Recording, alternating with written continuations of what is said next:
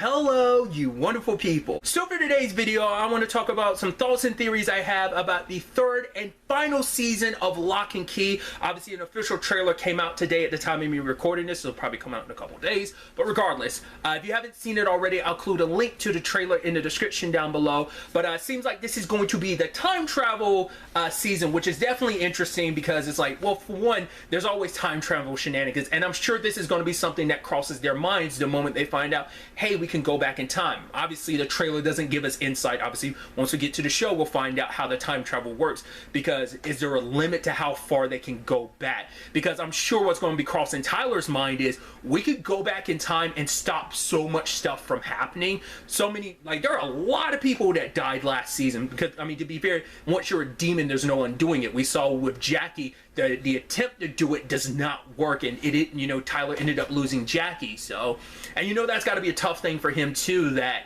once again he wanted to leave it all behind. They could make it so that he could remember the keys even upon turning 18, but he doesn't want that. He just wants to leave the magic behind. He just wants to forget.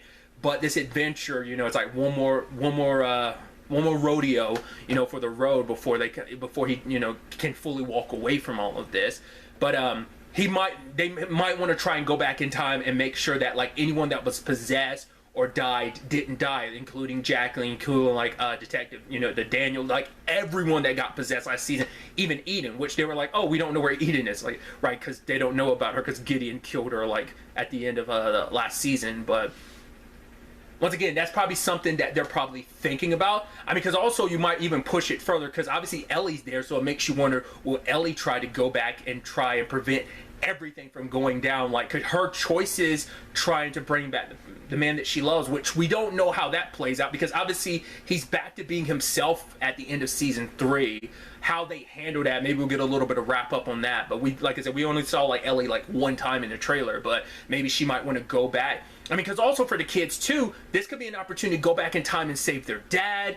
Like, once again, it just depends on how far they can go back, and it's probably super limited in how far they could go back, because we do see in the trailer that Bodhi goes back to like the end of season, well, nearing the end of season 2, when like they're trying to trap Gabe / Dodge, and at one point, like, she's like, oh, thanks for like bringing me back or something like that. So I think she ended up following Bodhi and ended up like, now, so it's like, right, you got rid of Dodge and now she's kind of back, you know. So, and what kind of effect will that have on the time? Like, does that mean if he does pop back to present day, so much changed, maybe some of his family's dead or possessed, you never know.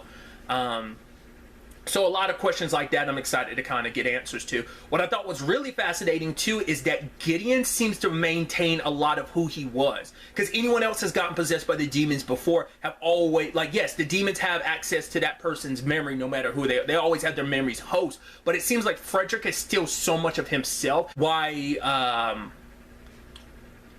he might have had time to kind of, like, maybe his own hatred and being, like, I don't know. It seems like, yes, he's doing kind of what the demon wants because it still has control of him, but it also seems like he has enough of his free will to be, like, to be conscious and aware of, like, it's almost like there is enough of him in there. But it seems like he's not the best guy either way. I mean, he's a man out of time, and he wasn't the best man at the time he originally was from. So it's not like you're dealing with, like, oh, a good person being held by the demon. It's like, you know, there were good people in the past who were controlled by the demons, but still. So that's going to be interesting, and it seems like every time he gets one of the keys, the portal to that other world is opening more and more until it's going to consume not only the town, but probably the entire world. It's kind of like, you know, this is like we're definitely treading towards, like, this is it, the big apocalyptic thing. So that's definitely going to be interesting.